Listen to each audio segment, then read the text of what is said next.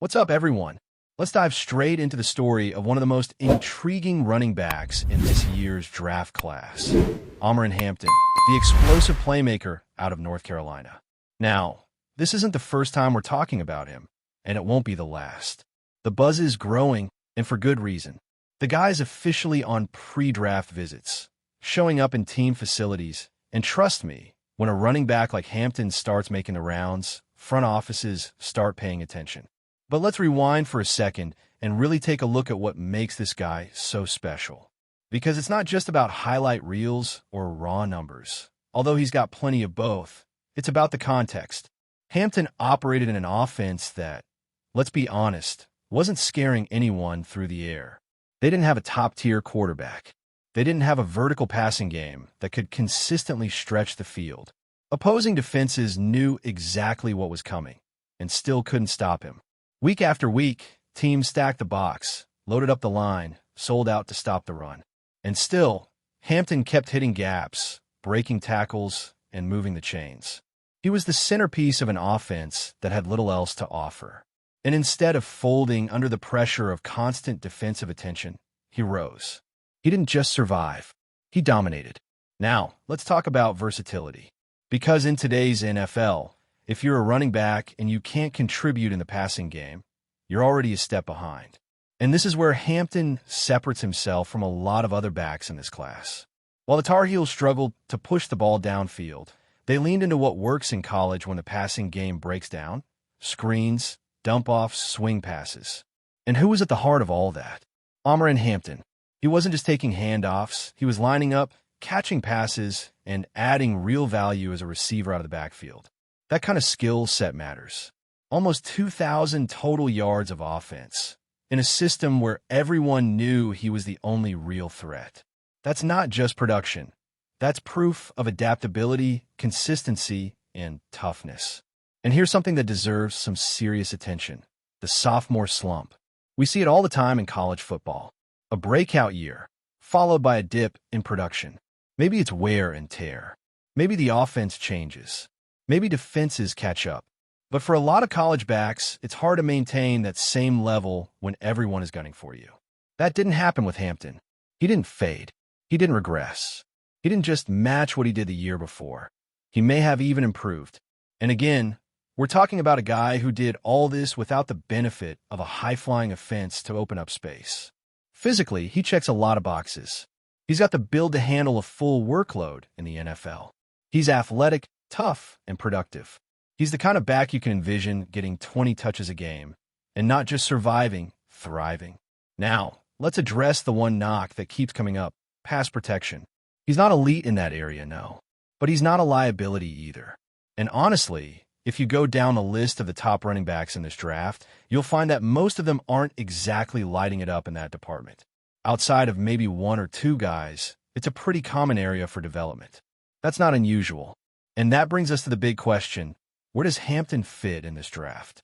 Because the running back position has become a tough sell in the first round. Teams want value. They want versatility. They want impact at a discount. But every now and then, the right fit, the right player, and the right need all align.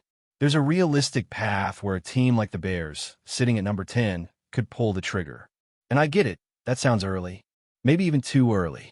But if things play out a certain way, if quarterbacks slide or get taken off the board fast, and some top-tier prospects are gone, Hampton becomes a real consideration. He was already part of their top 30 visits, which tells you they're doing their homework. They're weighing their options. And when you factor in how he could complement a guy like DeAndre Swift, man, that backfield could get scary in a hurry. A lot depends on how the board falls. Maybe they trade back from 10 to 13 or 17. Maybe they feel more comfortable taking him in that mid-first range. But let me be clear, if they stick at 10 and they walk away with Omarion Hampton, I wouldn't be surprised. Would I prefer other players if they were still available? Sure, guys like Tyler Warren or Will Campbell might offer more positional value. But if those 5 or 6 top targets are already off the board, I'd feel good about Hampton. He's in that next tier of talent. And most importantly, I think he fits. He fits the scheme. He fits the identity. He's got the game to step into the NFL and be a contributor from day one. So, yeah, if it comes down to choosing between Hampton or someone like Stewart, give me Hampton all day. That's where things get real interesting. Because the Bears, or any team in that range, they're going to be weighing upside versus need. And Hampton brings both. He's not just a flashy name. He's a potential every-down back who's already shown he can handle the workload, the pressure, and the spotlight. And as we count down to draft night, there's still a lot left to unfold. But for now, one thing's clear. Omarion Hampton is climbing the boards. Quietly, confidently, and with plenty of tape to back it up. Now, let's shift gears and talk about the future. Not just of the draft, not just of one position. We're talking about the future of the entire Chicago Bears franchise, and it starts with one name, Caleb Williams. The expectation is clear. The momentum is undeniable. Caleb is going to be the #1 pick in this draft. The Bears didn't trade out of that spot. They didn't bring in competition. They're not bluffing. This is the guy. And make no mistake, this isn't just about drafting a quarterback.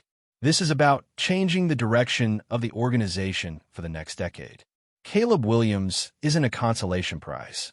He's not a project. He's not some boom or bust lottery ticket. He's been the guy ever since his freshman year at Oklahoma. He took over games, changed outcomes, and did things most quarterbacks in college football just aren't capable of. Then he went to USC and elevated his game to another level. Yes, the team around him had issues. Yes, they fell short of expectations. But go back and watch the tape. Watch what Caleb does under pressure. Watch how he manipulates the pocket, extends plays, and throws off-platform with pinpoint accuracy. It's special. It's different. This is not a kid who's going to flinch under the bright lights of Soldier Field. This is a player who's been preparing for this moment since high school. He's been in the spotlight. He's been the face of a program. He knows what it means to carry the weight of expectations. And most importantly, he wants it. That's not a rebuilding offense. That's not a sink or swim situation. That's a system being constructed to support, protect, and elevate a young quarterback from day one.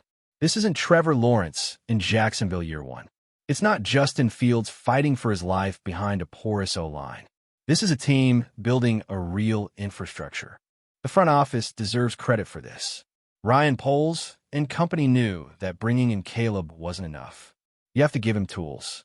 You have to give him a chance to succeed. And they've done that. They've added veterans. They've created depth. They've built an offensive line that's better than people think. It's not perfect. No team is, but it's trending in the right direction. And don't overlook the coaching angle. Shane Waldron comes in from Seattle with a clear plan. He knows how to design an offense around a dynamic quarterback. He understands how to scheme guys open, how to protect a young passer, and how to create rhythm. Waldron has worked with Russell Wilson. He's worked with Geno Smith. He knows what it looks like when a quarterback thrives with structure and timing. Caleb Williams is walking into a system that will maximize his strengths. That's the vision here. That's the blueprint. Because for the first time in what feels like forever, the Bears aren't improvising a quarterback. They're not reaching. They're not gambling on traits or hoping for a miracle. They're making a calculated, confident decision. They're putting all their chips in on a guy who has every tool to succeed, and they're actually giving him a real chance to do it. Now, does that mean it's going to be smooth sailing? Of course not. There will be growing pains. There always are. Caleb is going to throw interceptions. He's going to take hits. He's going to face adversity. But the difference is, he's going to have the support system to respond. This is the part that changes the narrative for Chicago. Because for so long, the Bears have either ignored quarterback altogether or failed to support the ones they did draft. This time, they're not just drafting a quarterback. They're building around him from the jump. And that's why the addition of a guy like Omarion Hampton could be so important. Because Caleb doesn't have to be Superman right away. He doesn't have to carry the entire offense on his back. You give him a reliable running game, a screen game, check down options. You give him a defense that gets him the ball back. Suddenly the pressure isn't crushing. Suddenly you've got a quarterback who can grow into the role without being asked to win every game himself. That's the recipe. That's what good franchises do. And if you're a Bears fan right now, you have every reason to be excited.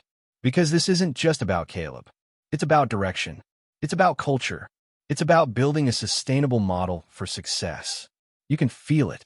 The momentum, the shift, the clarity. This team isn't wandering through another quarterback experiment. They're taking their shot with conviction, and they're doing it the right way, with structure, with support, with purpose. Come draft night, when Caleb Williams' name is called, and it's going to be more than just a pick. It's going to be a statement, a new chapter, a clean slate. And from there, it's all about execution. The Bears are setting the table. They've got their quarterback. They're building an offense. They're putting weapons in place. Now it's just a matter of watching it all come together. And if Caleb is the guy we think he is, if he's the leader, the playmaker, the franchise cornerstone, then we might be witnessing the start of something special in Chicago. Not just a new quarterback, a new era. Before we continue, don't forget to subscribe to our channel and give this video a like. Your support helps us keep bringing you the latest updates on our Chicago Bears. And don't be shy. Drop your thoughts on the news in the comments below. The Chicago Bears front office has long been in pursuit of a game-changing running back, and recent developments have only fueled the growing excitement around the team's intense interest in Khalil Herbert. Once drafted by the Bears in the 6th round of the 2021 NFL Draft, Herbert's early days in Chicago were marked by promise, but the running back's recent trade to the Cincinnati Bengals and subsequent move to the Indianapolis Colts have reignited rumors of a potential reunion. Could the Bears' determination to bolster their backfield lead to a second chance for Herbert in a city where his journey began? Herbert's transition from the Bears to the Bengals was a surprising one. After being traded to Cincinnati in November 2024, he quickly established himself as a key player in the Bengals' special teams unit, replacing Jermaine Burton as their primary kickoff returner. Despite not being used as much in the running game, Herbert's explosive speed and agility were apparent in his limited opportunities, notably returning a 29-yard punt in his debut against the Los Angeles Chargers. However, it was during a late-season game against the Pittsburgh Steelers that Herbert truly showed his potential, rushing for 69 yards on 20 carries in his lone start with the Bengals following Chase Brown's ankle injury. Despite his brief but impactful stint in Cincinnati, Herbert's future with the team seemed uncertain. His signing with the Indianapolis Colts in March 2025 marked the next chapter of his career, but the question on many minds remains: could the Bears be looking to bring him back? The Bears' running back depth chart has been a point of concern for some time, and Herbert's ability to contribute both in the running game and as a return specialist makes him an intriguing option for Chicago. The Bears' interest in Herbert isn't just a matter of filling a roster spot. It's about adding a versatile weapon to their offense. Chicago's offensive strategy has evolved over the past few seasons, and with quarterback Justin Fields' development, the team is more committed than ever to creating a balanced attack. Herbert, with his explosive burst and ability to change the tempo of a game, would fit perfectly into this system. His familiarity with the Bears coaching staff, having spent 2 seasons with the team, gives him an advantage in terms of integration and impact.